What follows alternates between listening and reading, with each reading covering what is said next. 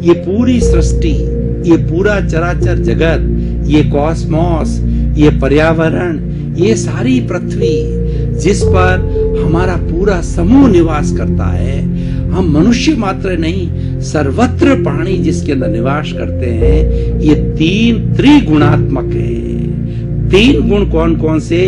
तमोगुण, रजोगुण और सतोगुण। और ये त्रिगुणात्मक होने के कारण ये तीनों गुण इसमें निवास करने वाले प्राणियों में आ जाते हैं। मनुष्य एक ऐसा प्राणी है जिसके पास में पूर्ण विकसित दिमाग है, वह ज्ञान वाला है, इसीलिए वह इन गुणों से कैसे प्रभावित होता है उसको हम हाईलाइट करेंगे, उसको हम बताएंगे और किस किस गुण के प्रभाव से व्यक्ति क्या क्या एक्टिविटी करता है, कौन सा गुण अच्छा है, कौन सा गुण खराब है, कौन सा गुण हमें ग्रहण करना चाहिए और कौन सा गुण हमें छोड़ना चाहिए। तो हम एक एक करके तीनों गुणों की पहले चर्चा करेंगे। हम पहले अच्छे गुणों से प्रारंभ करते हैं। सतोगुण यानी सत्य। सत का मतलब अच्छा, सत का मतलब सत्य, सत का मतलब शाश्वत। सतोगुण वह गुण होता है जिसमें व्यक्ति धार्मिक प्रवृत्ति का होता है। सृष्टि धर्म प्रधान होती है। सृष्टि का नजरिया जनता का भला करने का होता है, चराचर जगत का भला करने का होता है। भला कैसे होता है कि वह हमारी प्राथमिक आवश्यकता है, रोटी, कपड़ा, मकान, शिक्षा, चिकित्सा, हमारा भरण पोषण करने के लिए समय पर बरसात करना, समय पर सर्दी, समय पर गर्मी, अतिवृष्टि भी नहीं होना, अनावृष्टि भी नहीं होना, भूकंप भी नहीं आना और ऐसा जलवायु रहना कि जिसमें समस्त प्राणी आनंद से जी सके। अगर बहुत ज्यादा ठंड पड़ती है तो मनुष्य तो मान लिया कि अपनी व्यवस्था कर लेगा, रजाई की व्यवस्था कर लेगा, हीटर लगा लेगा और घर के अंदर घुस जाएगा, लेकिन जो बेचारे दूसरे प्राणी है वो क्या करेंगे? उनके तो मकान नहीं होता, वो तो खुले में रहते हैं, वो मर जाएंगे।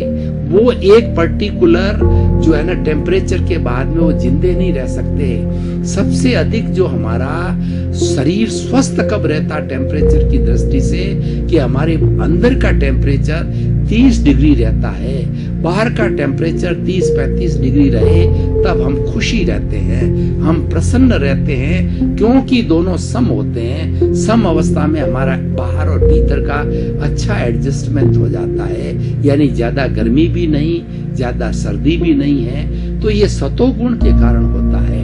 और ये गुण जिस व्यक्ति के अंदर होता है वह व्यक्ति एक परमात्मा का अंश होता है, वह व्यक्ति देवत्व शक्ति वाला होता है, वह व्यक्ति सर्व कल्याण की बात सोचता है, जगत कल्याण की बात सोचता है, सेवा की बात सोचता है, उसके अंदर अच्छे अच्छे विचार आते हैं। वह एक देवत्व मनुष्य होते हुए भी देवत्व का रूप होता है। मैं आपको कुछ भाई और बहनों, दर्शकगण, श्रोतागण, मैं आपको सतोगुण वाले महापुरुषों के उदाहरण देना चाहूंगा।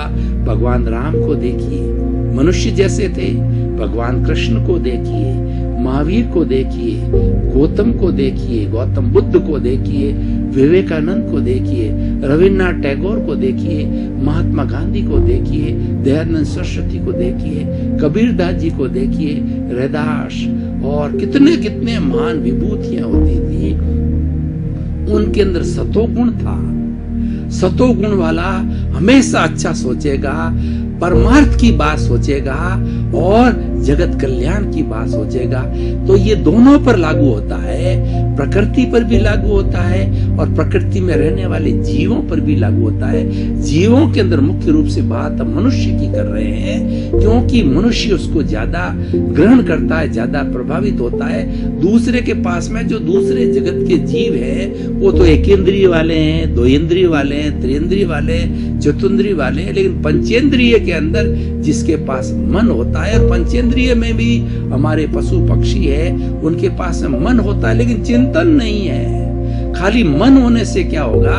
उसका चिंतन होना चाहिए, विजन होना चाहिए। मनुष्य तो सब एक समान है। 7 अरब की जनसंख्या में सब मनुष्य हैं, सबके जो आंख, नाक, कान सब एक जैसे ही हैं, लेकिन जो महान व्यक्ति कौन है, जो विजेंद्री है, जो युग दृष्टा है, जो युग सृष्टा है, आज हमारे भाई नरेंद्र मोदी है। वो एक विशिष्ट व्यक्तित्व है। वो हमारे इस 125 करोड़ की जनता में से हमारे सामने आया है। हमारे जैसा ही व्यक्ति है, लेकिन उनका दिमाग कितना पावरफुल है। वो सतोगुण वाले हैं, वो स्थिर दिमाग वाले हैं, सबका सुख चाहने वाले हैं, वो देश के हितैषी हैं, वो देश का भला चाहते हैं कि हमारे देश के लोगों के अंदर विकास की बात करते हैं। और उनके सामने 125 करोड़ लोगों के हित चिंतन की बात है। हो सकता है कोई स्वार्थी लोगों को वो बात अपने स्वार्थ के कारण गलत लगती हो,